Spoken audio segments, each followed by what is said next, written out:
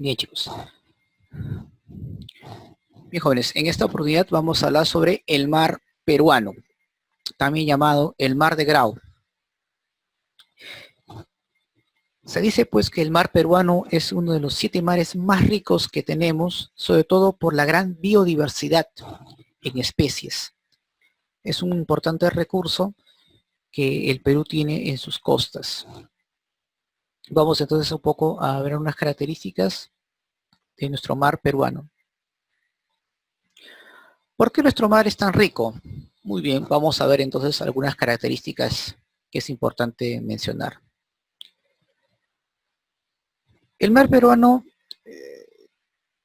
es muy rico y contiene ahí una gran diversidad de recursos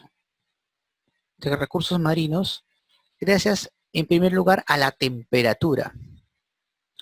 Ahora, nuestro mar, por su ubicación geográfica, por estar cerca de la línea ecuatorial, debería tener una temperatura altísima, entre 20 a 28 grados, pero no.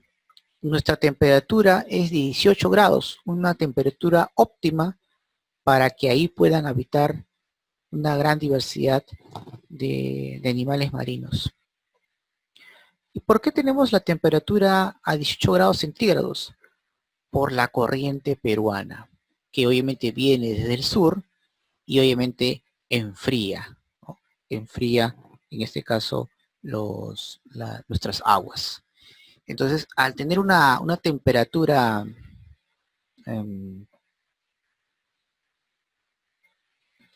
al tener pues una temperatura, ¿qué les digo? Óptima, permite obviamente que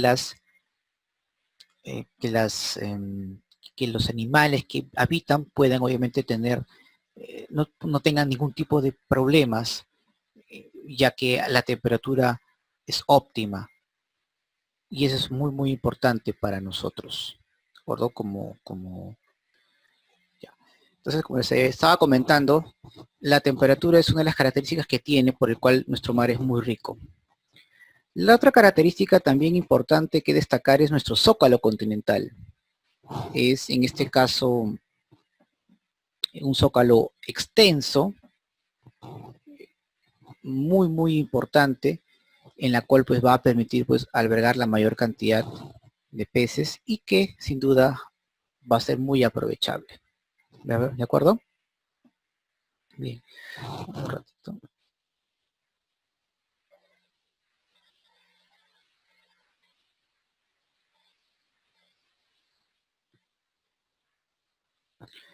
A ver si me permiten. Muy bien. Perfecto. Muy bien. Veamos un poco sobre, ¿sí? Ya está. Veamos un poco sobre la biodiversidad. Ya habíamos hablado sobre la temperatura, habíamos hablado sobre el zócalo continental, la presencia del zócalo continental. Ahora veamos un poco sobre la biodiversidad. Aquí, por ejemplo, tenemos la corriente peruana. Voy acá a usar mi control láser. Vamos acá la corriente peruana o la corriente de Humboldt, de aguas frías, en la cual pues permite que la temperatura de nuestro mar tenga 18 grados centígrados.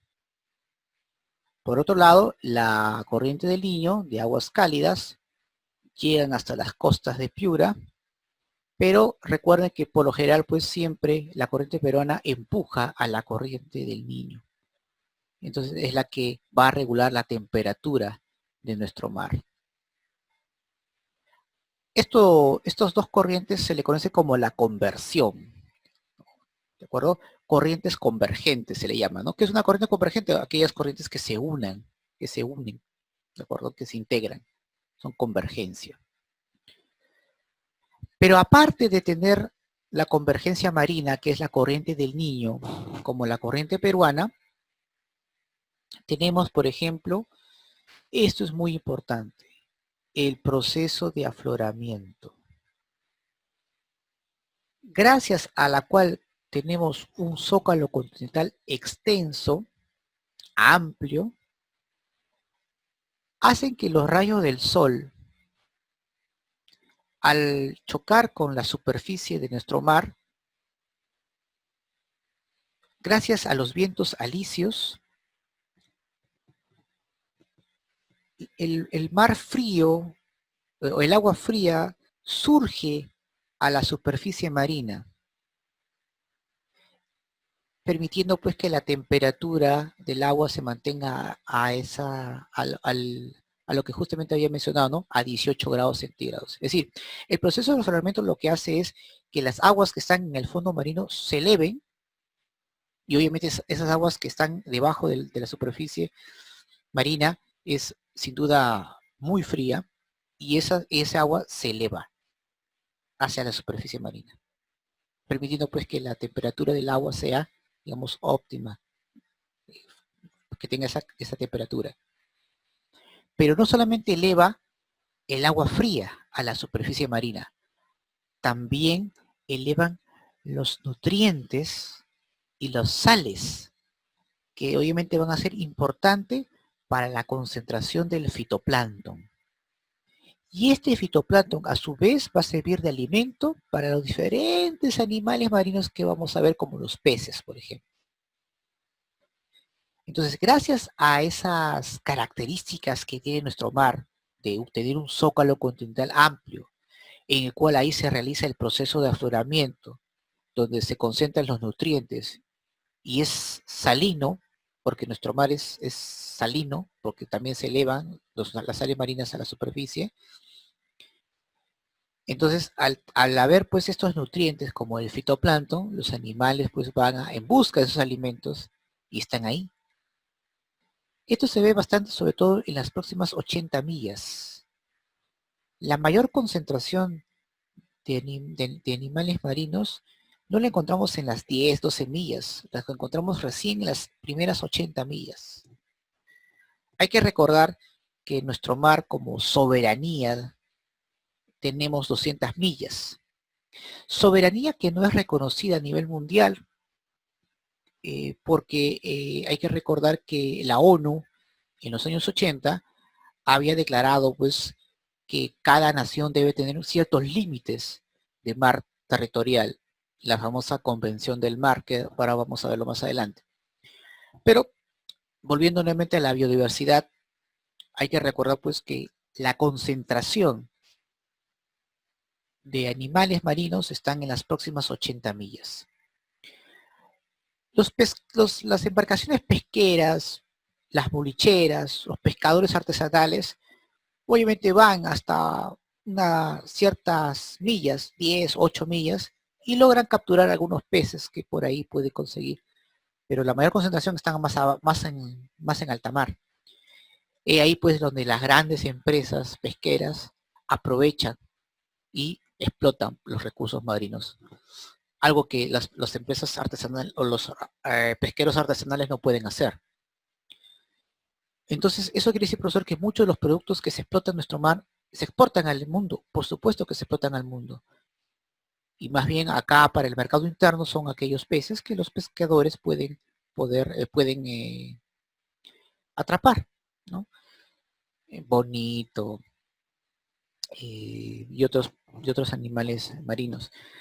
Pero que en realidad, pues sin duda, nosotros los costeños no tenemos mucha costumbre, ¿no?, del consumo de pescado, a diferencia de otros pueblos que sí, como Japón, Noruega, por ejemplo, donde le sacan bastante provecho a estos productos que vienen del Perú, como aceite de pescado, harina de pescado, etcétera, que tiene pues altos nutrientes, omega 2, perdón, omega 3, está demostrado que combate la anemia, por ejemplo, algo que acá en el Perú deberíamos tenerlo.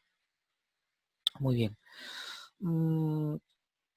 Entonces, la gran biodiversidad se debe gracias a estos factores, a la convergencia de las corrientes marinas, a la presencia del zócalo continental, al proceso de afloramiento, que es lo que hace que las aguas que están en la profundidad se eleven a la superficie marina, y no solamente permite pues que la temperatura, que el agua sea fría, sino que además elevan pues los nutrientes, que es el fitoplancton y las sales.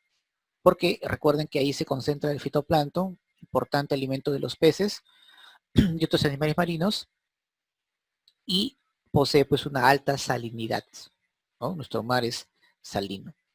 Por eso es que cuando vamos a nuestro mar, la encontramos de un color bien característico,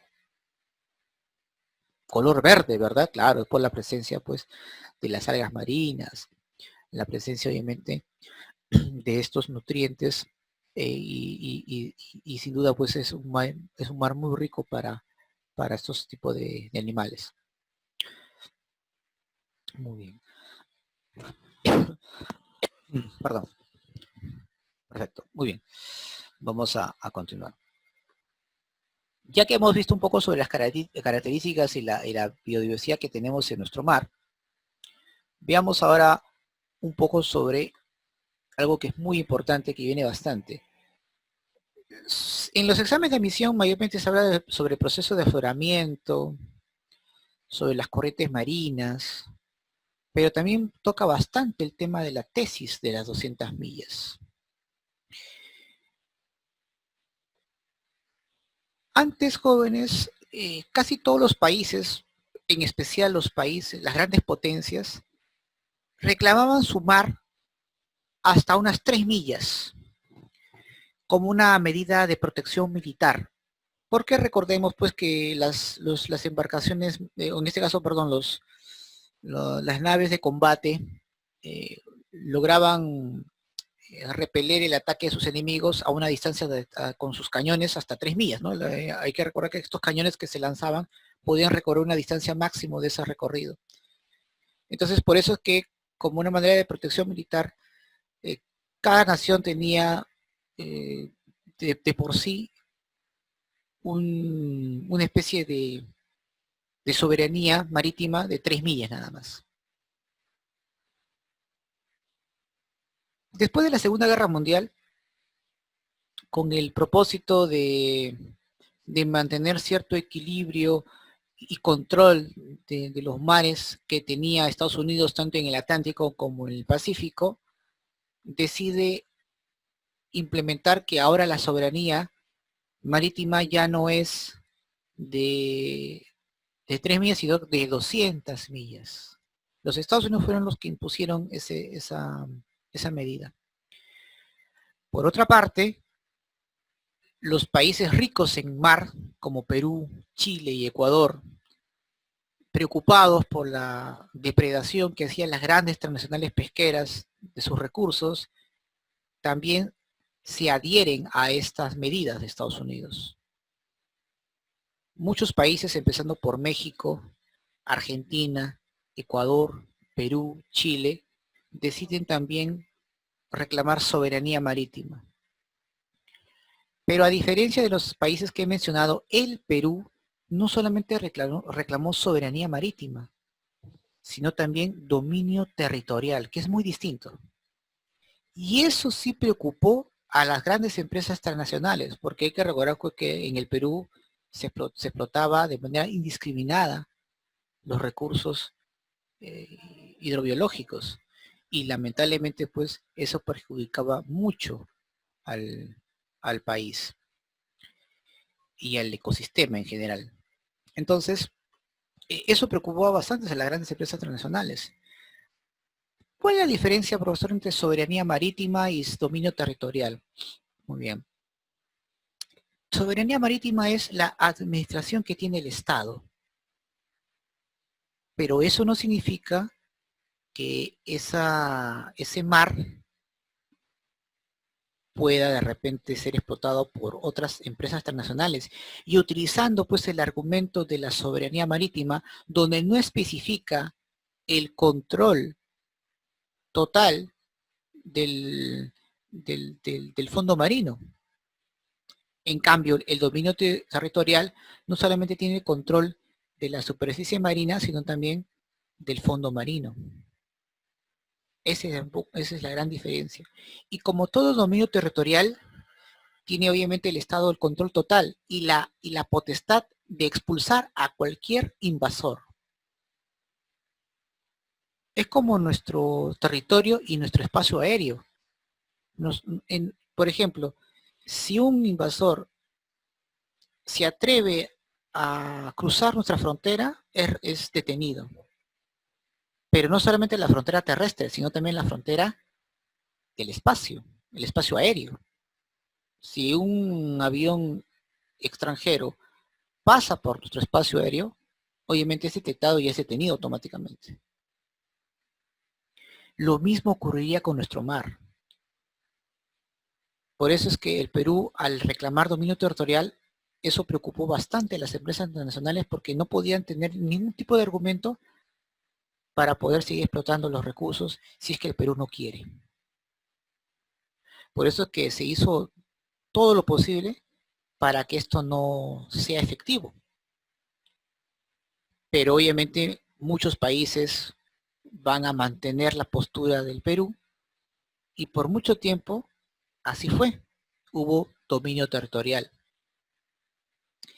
Lamentablemente, todos los países, o casi todos, han sido persuadidos para que cedan su dominio territorial y solamente tengan soberanía, bueno, tengan soberanía marítima de 200 millas, pero solamente van a tener dominio territorial de 12 millas nada más. Porque la ONU ha declarado pues que el mar tiene que ser para todos. El Perú, teóricamente, no ha firmado hasta el momento la Convemar. Es el único país de América Latina que no lo ha firmado. Pero en la práctica, hace buen tiempo que hemos perdido dominio territorial, porque las grandes empresas que explotan nuestros recursos son extranjeras y casi todos los recursos se van a la exportación. No hay para el mercado interno. Entonces, en la práctica, nosotros no tenemos ya dominio territorial hace mucho tiempo. Por ahí, de repente, pues algo del sentimiento nacionalista, en la cual no, nosotros nos rehusamos a firmar lo que quieran, pero en la práctica, hace buen tiempo que hemos perdido dominio territorial. Por eso es que muchos juristas internacionales, especialistas en ese tema, les piden pues que el Perú debe firmar, porque de esa manera, ante la ONU, ante el mundo, eh, tiene un dominio territorial de 12 millas, es reconocido. El Perú no lo hace, me imagino por razones estratégicas, qué sé yo, por desprestigio ante la población, pero lamentablemente pues tanto teórica como prácticamente el mundo no reconoce al Perú de 12 millas porque no lo ha firmado, ¿no? Es algo que nosotros de manera sentimental, de manera intangible, aún tenemos el sentimiento que nos pertenece 200 millas, pero no tenemos dominio territorial de 200 millas. Soberanía marítima sí, pero no dominio territorial. El promotor de estas 200 millas fue justamente el presidente de entonces, José Luis Bustamante y Rivero. José Luis Bustamante y Rivero va a promulgar una ley en 1947, el decreto supremo número 781, en el cual pues fundamenta su tesis bajo estos conceptos. Por ejemplo, en el ámbito geográfico, reclama pues que el Perú debe tener 200 millas porque por sus costas adyacentes están presentes tanto la corriente peruana como la corriente del Niño. Primer argumento. Segundo argumento, en el ámbito económico. Dice que es importante porque esto va a mejorar enormemente la actividad comercial, ya que va a contribuir en esta actividad que es la pesca. Obviamente en la práctica esto beneficia a los sectores pues, que tienen la posibilidad de explotar el mar más allá de las 80 millas, algo que por ejemplo las embarcaciones pesqueras, como había mencionado hace poco, no lo tienen. Pero es un argumento que manejan para poder reclamar las 200 millas, ¿no? En el ámbito económico, la contribución a la pesca. En el ámbito social, aporta la alimentación. Otra falacia, porque hay que recordar pues que la alimentación de los peces solamente se dan pues de lo que los pesqueros, o perdón, que los pescadores puedan atrapar y venderlo en el mercado. Pero la mayor cantidad de productos que se explotan, que no, obviamente no conocemos, se van al extranjero. Y aquí en el Perú, pues, hay muchos niños desnutridos, con anemia, y que sin duda, pues, el consumo del pescado ayudaría bastante a combatir ese flagelo. Pero repito, ¿no? No estamos acostumbrados al consumo del pescado. Y es una costumbre que tenemos que ir cambiando poco a poco. En el ámbito político, quiere que ejerce soberanía, como otros países lo han estado intentando hacer, como el caso de Estados Unidos, ¿no? Donde fue el primero en imponer esa medida. Y en el ámbito jurídico, porque no existe una ausencia o regla universal que lo impida, porque obviamente no existía antes algún impedimento para poder reclamar. Entonces, obviamente, el Perú, por esas razones, reclama las 200 millas. Y si no fuera, pues, por la ayuda de otros países como Ecuador, Chile, México, entre otros, que también van a adoptar esa medida, si no, pues obviamente esta tesis hubiera sido rechazada totalmente, ¿no? El Perú en este caso fue uno de los pioneros en reclamar dominio territorial también, no solamente soberanía marítima. Y a partir de ahí, pues obviamente se ejerció, ¿no? Este derecho. Ahora, hay un dato muy interesante. Más o menos por el año de 1954, en pleno gobierno de Prado Ugarteche, si no me recuerdo. Prado Ugarteche, sí, Prado Ugarteche. No, ya estamos hablando de Manuel Odría todavía. Manuel Odría estaba todavía en el poder. Hubo un incidente con una embarcación pesquera norteamericana cuyo dueño pues era el gran multimillonario Aristóteles Onassis, que también se dedicaba pues a la actividad pesquera. Y pese a las advertencias del Estado peruano de que esta empresa no debería explotar porque estaba pues en los dominios del mar peruano, esta empresa pues seguía explotando los recursos marinos. Entonces el gobierno peruano tuvo que hacer represalias respecto, ¿no? Tomó las medidas necesarias para que esto no ocurriese. Entonces hubo un problema tremendo entre la delegación norteamericana, la embarcación pesquera, las autoridades del Perú, porque hay que recordar pues que el mar peruano es inmenso y hay una patrulla de la Marina de Guerra que vigila nuestro mar. ¿Por qué? Porque todavía pues lamentablemente existe los piratas modernos, aquellas embarcaciones pesqueras pues que pese a no tener autorización del Estado peruano, siguen explotando los recursos. Entonces hay un patrullaje pues que se hace, pero obviamente es un territorio amplio, ¿no? Son 200 millas, que obviamente cubre un territorio importante. Y a veces pues eso es aprovechado por las empresas piratas, ¿no? Las empresas ilegales que explotan nuestro mar peruano. Y ha habido muchos incidentes así hace poco tiempo, ¿no? También entre las cosas de Ecuador y Perú. Muy bien. Entonces, digamos son los fundamentos que el Perú tuvo y que esto obviamente se elevó esto a nivel internacional. Lo bueno es que hubo mucha cooperación, hubo mucha cooperación, ¿no? Entre los países de América Latina, sobre todo Ecuador, Chile y Perú, para poder llevar a cabo este anhelo que luego se diluyó en los últimos años, porque, repito, ¿no? Casi todos los países ya firmaron la Convemar, así que el Perú es lo único que le queda, me imagino, a Qatar en los próximos años hacer eso también. El propio Chile también ha firmado la Convemar, ¿no? Así que hay que tomar en cuenta eso. Muy bien, vamos a continuar aquí. Muy bien, ¿no? A ver, perdón, ahí está, ¿no? Este es el mar peruano. Esto es lo que les había indicado, un poco lo que es el zócalo continental. ¿Ya? El zócalo continental.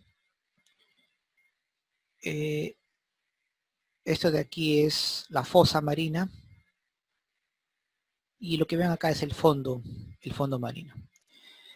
Entonces, si hablamos de soberanía marítima, entonces la soberanía solamente sería la parte externa, la parte de la superficie nada más. Pero de repente, si yo quiero ir debajo del fondo marino, logre explotar esto, por ejemplo, entonces el Perú no tendría control, porque el Perú solamente ejerce soberanía marítima, pero no del fondo marino. En cambio, con dominio territorial, controla todo, la parte superficial y la parte interna, ¿no? La parte interna. Entonces, es algo que hay que siempre destacar. Chicos, muy bien. Entonces, básicamente lo que quería comentar con ustedes. Voy a hablar ahora un poco sobre lo que es el diferendo marítimo, que es muy, muy importante. Voy a explicarles un poco la historia de este aspecto y cuál fue el final, el resultado. Muy bien, un ratito.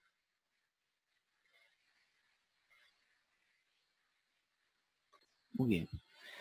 Vamos a hablar un poco sobre la historia, pues, sobre el diferendo marítimo que se tuvo entre Perú y Chile por este tema de la que tuvo tanto el Perú como Chile de querer uno mantener así como están los límites marinos y otro querer tomar el control de ello. Antes de hablar un poco sobre los antecedentes de este diferendo marítimo que tuvimos en Chile, con Chile hace unos años atrás, quiero mencionar un poco sobre la famosa Declaración de Santiago. Esto es fundamental.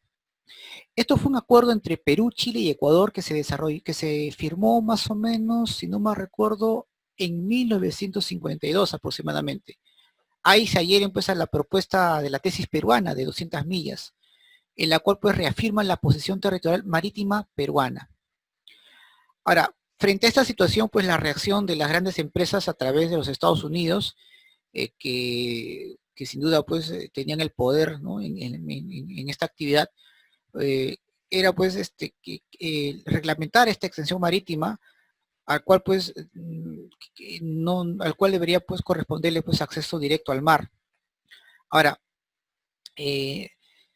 por esa razón pues que más o menos la ONU redacta la Convención del Mar, donde pues pretende pues anular estas tesis de las 200 millas, o al menos lo que es dominio territorial, y lo restringe a todos los países marítimos ribereños solamente a 12 millas, ¿no? Entonces eso es lo que digamos es lo que se ha ido dando. Muy bien, ya que hemos hablado un poco sobre la Declaración de Santiago, voy a enfocarme justamente un poco sobre los antecedentes. Miren, cuando se habla del tema del diferendo marítimo, muchos incluso quisieron llegarlo hasta el tema de la época colonial, donde obviamente no hay argumentos ni siquiera importantes, porque hay que recordar pues que incluso hasta tiempos o inicios de la República, nosotros no teníamos frontera con Chile, sino con Bolivia. Así que por ese lado hay que descartarlo, porque he visto varios especialistas de otros países que hablan que esto viene del tema colonial y eso no podía darse porque nosotros no colindábamos con Chile en esa época. Los antecedentes más recientes que se enfocan netamente a este tema, lo podemos encontrar pues en el Tratado de Lima, la de 1929, durante el gobierno de Leguía. Hay que recordar pues que durante ese lapso de tiempo hubo una especie de negociación entre Perú y Chile con respecto al tema de Tacna y Arica. Recuerden que hace buen tiempo ya se había acabado el plebiscito. Y bueno, Leguía creyó conveniente pues arreglar este asunto y una vez por todas, aún pues siendo presidente del Perú. Para Chile también era importante porque ya en esa época tenía conflictos por la Patagonia con la Argentina. Y a Chile pues le convenía cerrar todo tipo de conflictos del pasado con el Perú, porque hay que recordar pues que la tesis chilena siempre es defenderse de Perú, Bolivia y a la Argentina, ¿no? Esos son sus tres enemigos potenciales. Entonces era necesario ya terminar de una vez con este tema del territorio, ¿no? El territorio terrestre, con... Muy bien. Había mencionado de que los antecedentes más recientes que tenemos con el tema del diferendo marítimo es con el famoso Tratado de Lima. Es referente pues a la identificación del límite fronterizo terrestre entre Perú y Chile. Sobre la base fronteriza pues terrestre puede proyectarse pues el límite marino. Pero obviamente aquí no se trató el tema de la frontera marítima, sino el tema de cuál va a ser el punto donde se va a detallar la frontera entre Perú y Chile. Y se acordó que el punto de la frontera pues iba a ser a través del punto, si no me recuerdo, de la Concordia, ¿no? Que era el límite básicamente inicial, ¿no? ¿No? Es el hito número 1, el hito número 2, no, era el punto de la Concordia. Como ustedes pueden apreciar, voy acá a colocar mi puntero láser, ratito. Ahí está, ¿no? Este va a ser obviamente la frontera, ¿no? La frontera. Claro, que en ningún caso obviamente se hablaba de frontera marítima, sino de frontera terrestre, ¿de acuerdo? De frontera terrestre. Muy bien. ¿Por qué lo estoy recalcando? Porque cuando la Haya empieza a hablar un poco sobre el tema del diferendo marítimo, Chile utiliza un argumento inapropiado, diciendo pues que el Haya había declarado pues que viene del punto hito número 1, por el cual este ángulo o este triángulo terrestre pertenece a Chile, y no es así, ¿ya? Entonces vamos a ver acá este punto. Entonces, esto es lo que se había negociado, ¿no? El límite terrestre, ¿no? El punto de la Concordia, no el hito 1, no el punto de la Concordia. Muy bien. Ahora,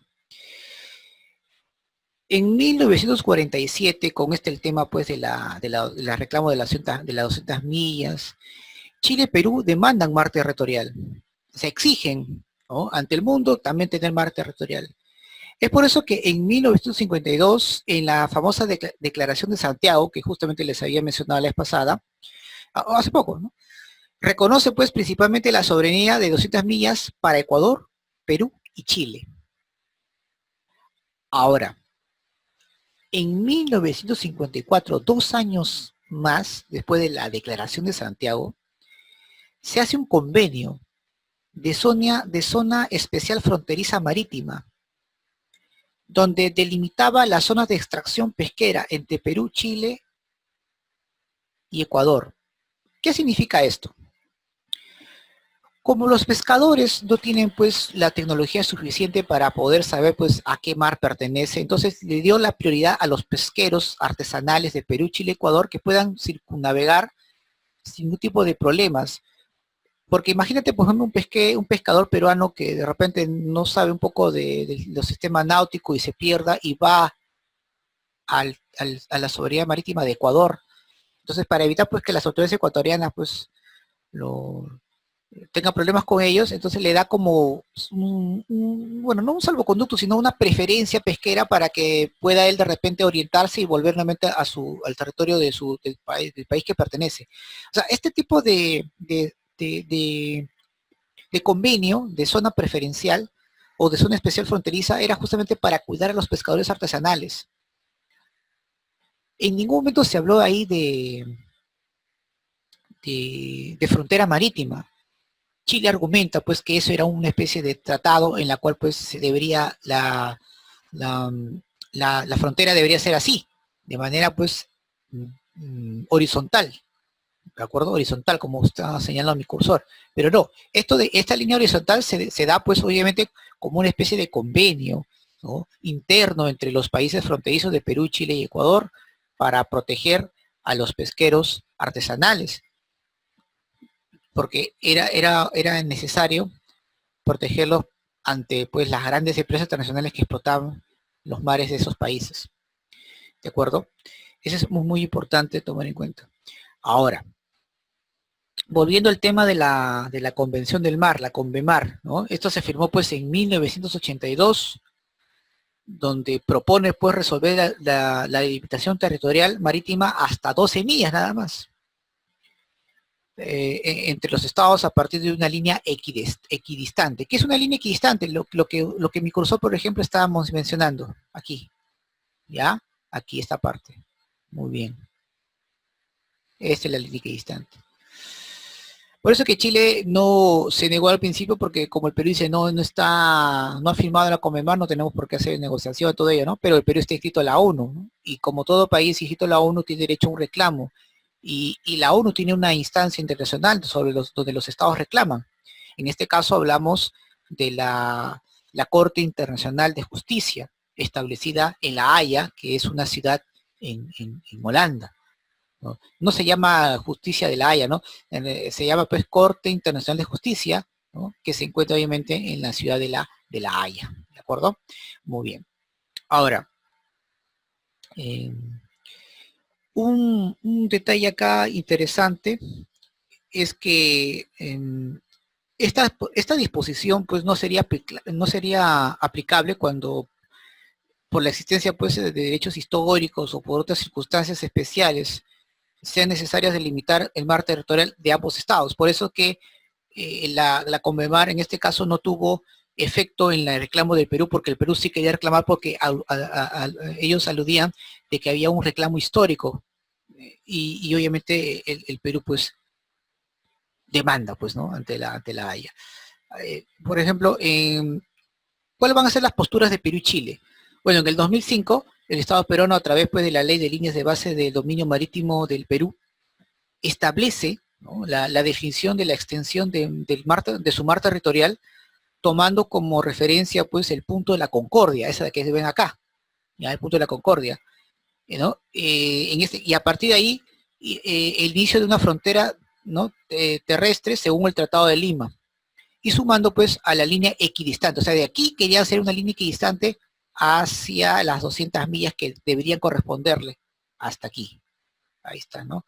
Ahí está la 200, perdón, ahí está de acá, 200 millas, línea equidistante, acá está. Esa es la que ve mi cursor.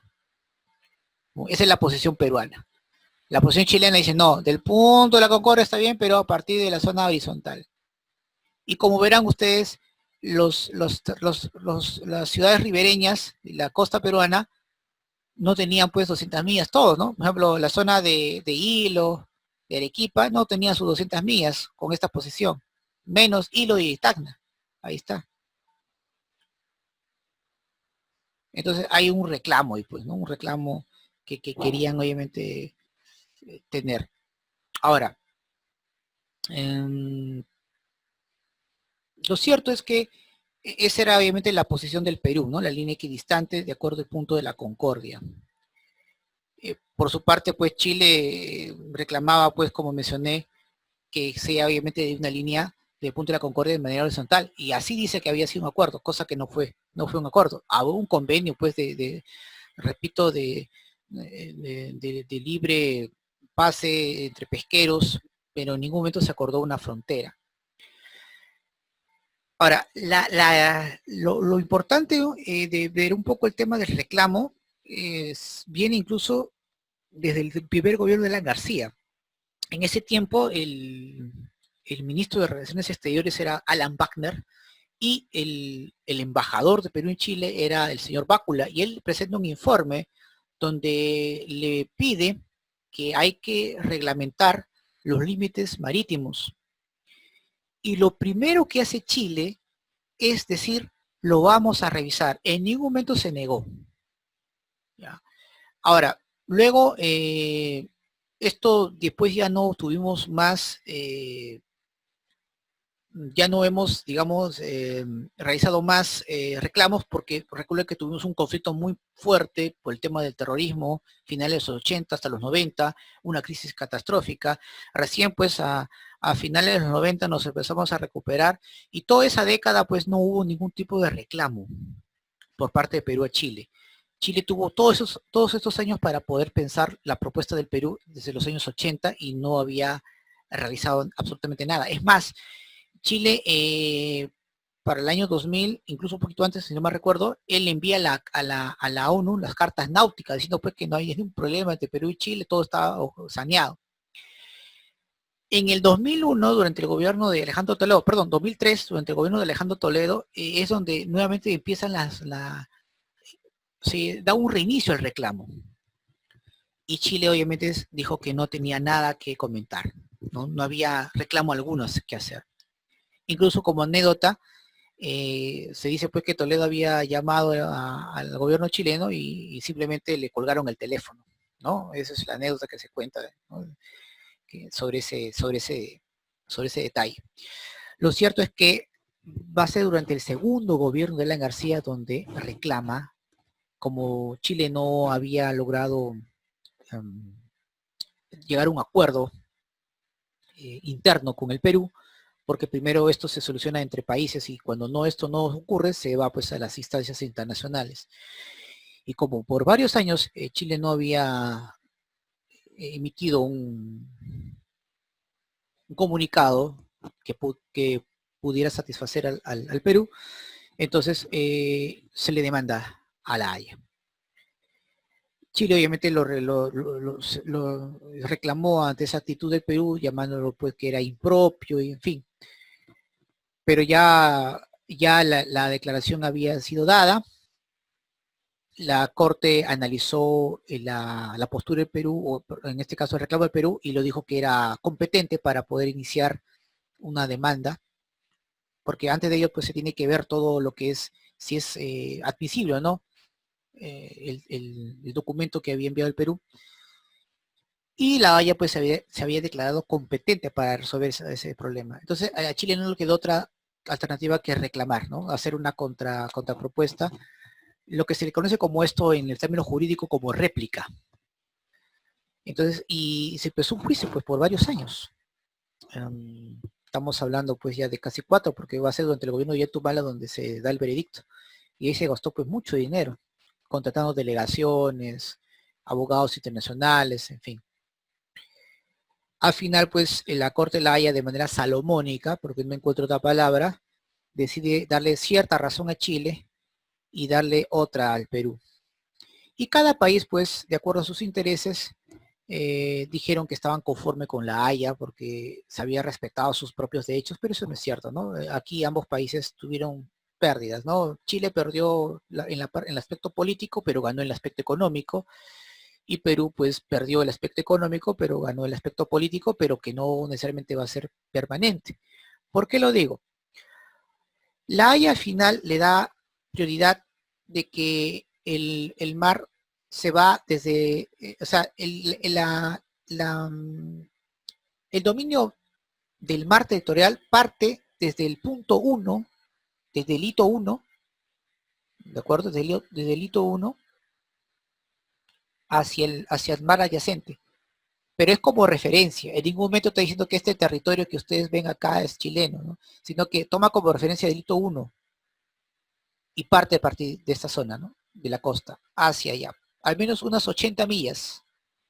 Y a partir de las 80 millas va de manera equidistante recién, hacia abajo, hasta el punto B y punto C, hasta llegar a las 200 millas de esta zona. Entonces el Perú logra tener control casi de todos estos territorios marítimos, donde va a recuperar sus 200 millas, pero menos las 80 millas. Y esto realmente es lo que a Chile le interesaba, porque la producción marina de Chile está justamente en esta zona. Esto está obviamente, Chile quería proteger a toda costa. ¿Por qué? Porque acá se encuentra la mayor producción pesquera. Aquí pues tiene el control una familia muy poderosa en Chile, llamada los Angelini. Angelini es una familia poderosa que se dedica a la producción pesquera y que ahí obviamente había muchos intereses. Si le daban la razón al Perú, obviamente iba a perder toda esta zona en la cual pues es la mejor lugar de pesca que tiene Chile, porque más en el sur, por la temperatura que tiene, que es muy helado, no hay muchos recursos hidrobiológicos. Más bien esta zona es la que debería cuidar y Chile cuidó, al menos mantuvo esto, ¿no? Habrá perdido toda esa zona, pero mantuvo esto que le interesaba bastante, ¿no? Ahí hubo, de hecho, pues intereses corporativos. Eso no significa que la haya, pues, haya logrado llegar a un acuerdo con las grandes empresas. No, claro que no.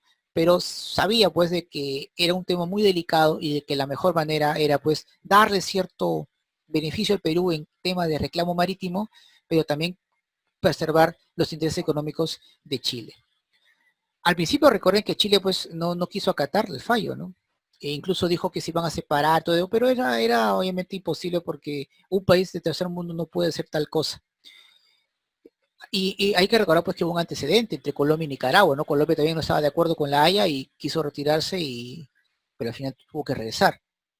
En realidad pues los países de tercer mundo no pueden darse el lujo de hacer esto, pero sí obviamente países poderosos. Estados Unidos, por ejemplo, también tuvo un diferendo marítimo, no me acuerdo con qué país centroamericano, en las costas, me parece, del Atlántico, y la Haya le iba a dar la razón a este país, y Estados Unidos, pues antes de que la Haya lo declare, o sea, haga la sentencia, Estados Unidos se retira, ¿no?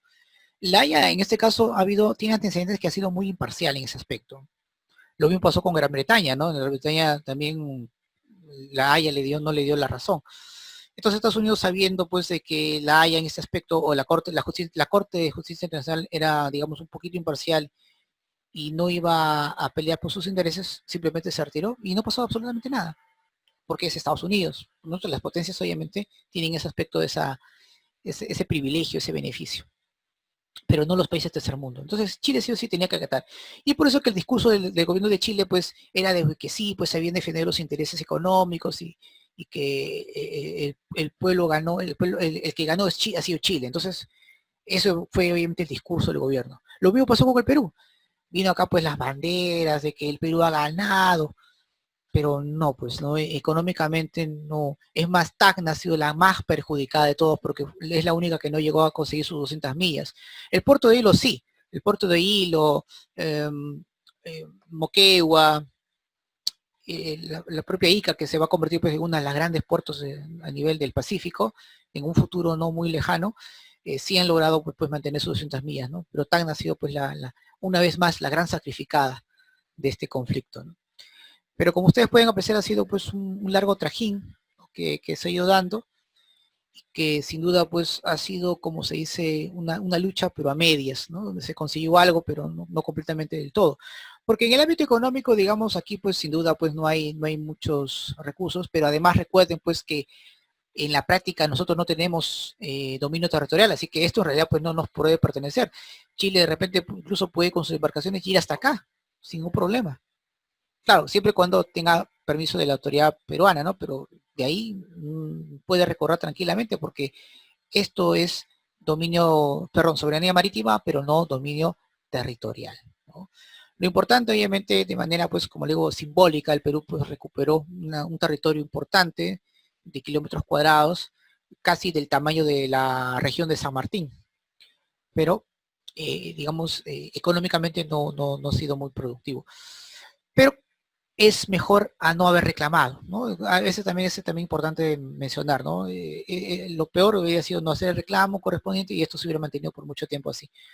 Por eso es que es importante ahora, pues, siempre los nuevos libros de historia o de geografía, ver la nueva forma de nuestro mar territorial. Ya no debemos verlo de manera horizontal, sino según lo que la Haya pues había demarcado, ¿no? Que felizmente ahora se ve bastante en algunos mapas, ya actualizados.